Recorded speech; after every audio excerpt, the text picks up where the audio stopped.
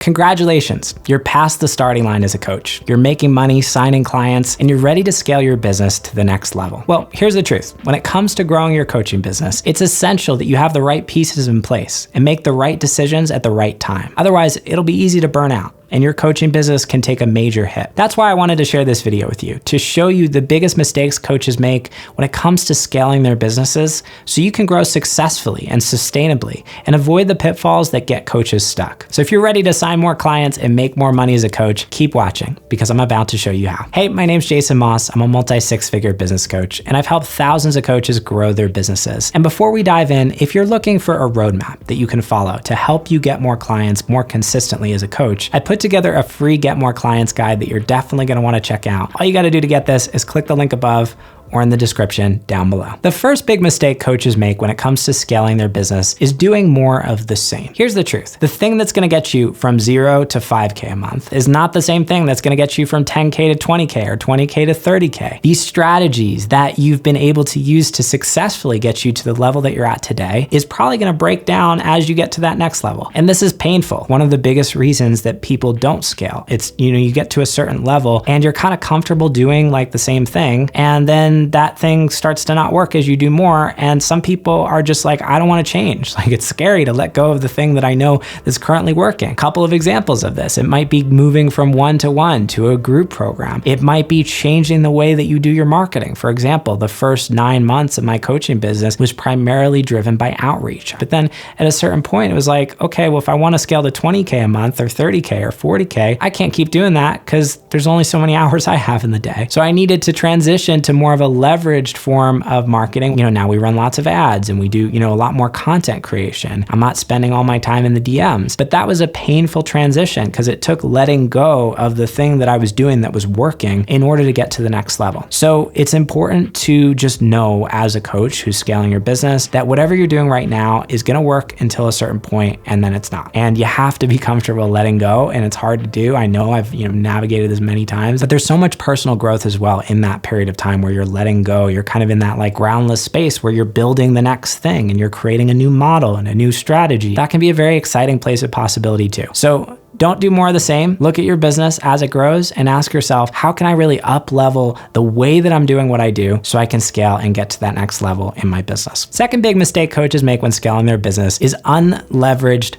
delivery. When it comes to growing your coaching business, oftentimes like when we help coaches who are in the earlier stages of their business, they're under 10K a month, the first thing that we do with them is we build out a one-to-one coaching offer. And that's usually what they're selling to get to 6 figures. That's what I did. When we first started my coaching business, I was doing a lot of one-to-one. And then at a certain point, it's like you're working with so many people one-to-one, your calendar's filled, and you're like, I can't take on more one-to-one clients. So how do I scale? Well, it's by creating more leverage around the way that you deliver what it is that you do. Leverage is basically how you get more out of you with the same amount of time. If you think about like the farming industry, when farming first started and people were out there like, 8 hours a day or 10 hours a day, just in doing all of that manual work. And then a tractor came along and suddenly the work that used to take 10 hours could now be done in an hour. That's an example of leverage. And leverage delivery is essentially how you can serve more people with less or the same amount of your time. So when we were scaling our coaching business past 6 figures, one of the things that I did was I transitioned into a group model, which means I can get on a couple of group calls and still create really awesome experiences for every single person, but do it at scale. And that has unlocked the next chapter of growth for me in my business. So looking at your offer structure and asking yourself, is the way that I'm delivering what I do right now sustainable? If I want to scale my business, what changes might need to be made there? This is something that you can do in stages. It doesn't have to happen as like a light switch. And this is something a lot of business coaches don't talk about. I'm thinking of my client Megan when she made the transition to an evergreen group program as she was scaling past 10K months. One of the things that she started to do was smaller cohort style groups. So she started working with 2, 3, 4 people in like small groups at once. And that was like a good intermediary step for her. So it doesn't have to be like an all or nothing thing. The other thing that you can start to do as you start to max out your one-to-ones is you can start looking at how can I use recordings and recorded trainings to supplement my one-to-one. So for example, this was another thing that we did. The first thing I did was I looked at my one-to-one offer and I was like, okay, I'm meeting with people like every week right now. What if I were to just record, a handful of training videos and I could supplement my one-to-one coaching with those recorded videos. So now I can serve more clients because I don't need to be spending as much time on delivery. And that can be a great transition step as you're transitioning into group. So unleveraged delivery, if you're just doing one-to-one coaching, is probably one of the biggest things that will cap your ability to grow and scale your coaching business. And it's not that this is a bad place to start. It's great. It's probably the best offer to launch your coaching business and to get up to that 10K a month mark. But beyond that point, looking at the way that you're delivering and asking yourself, okay, how can I create more leverage around that so that I can scale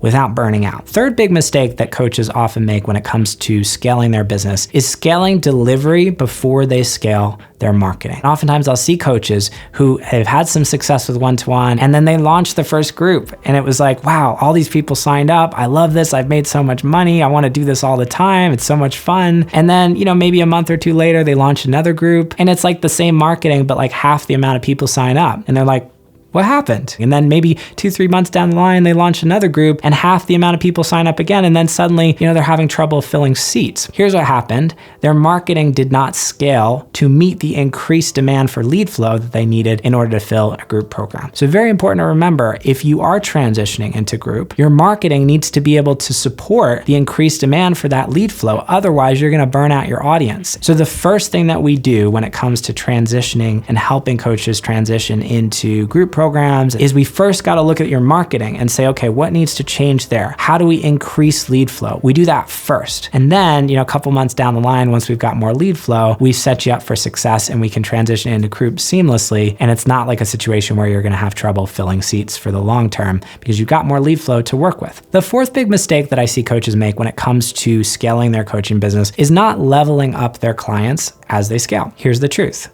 The clients that you work with when you're first starting your coaching business, especially if you're doing a lot of one-to-one, are not typically going to be the same clients that are going to be a great fit for group programs or higher level offers. When we first started, coaching, I was working with a lot of beginners, people who were first starting their coaching business, and they needed a lot more hand-holding. And that worked really well when we were doing a lot of one-to-one and I was, doing a lot of accountability and checking in with people on the ground level. And now we run a group coaching program where I'm more of like a high-level advisor. And so the kinds of clients that I look for are clients who are self-led, clients who don't need as much hand-holding, clients who they're going to take the strategy and the principles and the trainings and the materials that we give and go out there and apply them and check in when they've got a couple questions, but they're not the kind of people who need me like hours a week in their business. That's just not going to work as we scale. So what this means is as you grow and as you scale, you're going to need to serve different kinds of clients, typically more empowered kinds of clients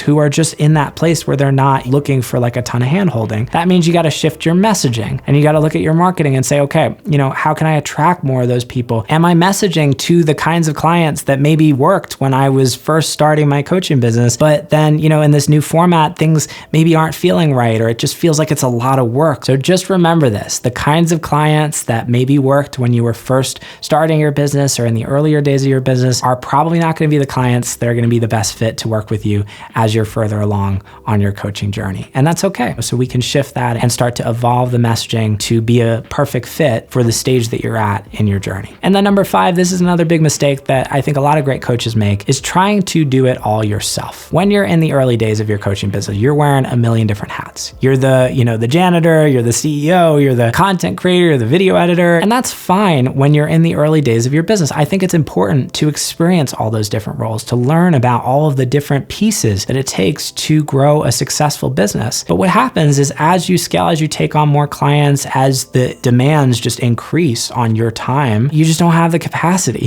It's like, I can't do more of me because I only have 24 hours in a day. And so what needs to happen as you scale is letting go of control, building a team to be able to support you, and not being the kind of person who's trying to do it all yourself. This is really hard. At least for me, I'm a control freak, and letting go of things and even accepting that people on my team might not be able to do something at the level that maybe I want it to be done, but having a bunch of people on my team who can do something at 80% or 90% and freeing up a bunch of time so I can focus on higher leverage activities in my business is a good decision. So it takes a degree of letting go of control. It takes accepting that things might not be exactly as you want them to be, and just being able to step into that mindset of like, I'm going to let go. So looking at your business today and asking yourself, am I the kind of person who's trying to do it all myself? If so, you're creating a bottleneck, because as you free up your time, you can start to focus on higher leverage activities in your business and ultimately create more success and scale as a coach. Now, as I mentioned earlier, avoiding these pitfalls is one big key to success when it comes to scaling your coaching business. And if you're looking for a roadmap that you can follow to help you get more clients and grow your business even further, I put together a free Get More Clients guide for coaches that walks through so much more of my best advice to help you do this. It's completely free. I'd love to share it with you. And all you got to do to get it is click the link above or in the description down below. And if you enjoyed this video, you're definitely gonna love that one too. So click the link on the screen to go check that out, and I'll see you in the next video.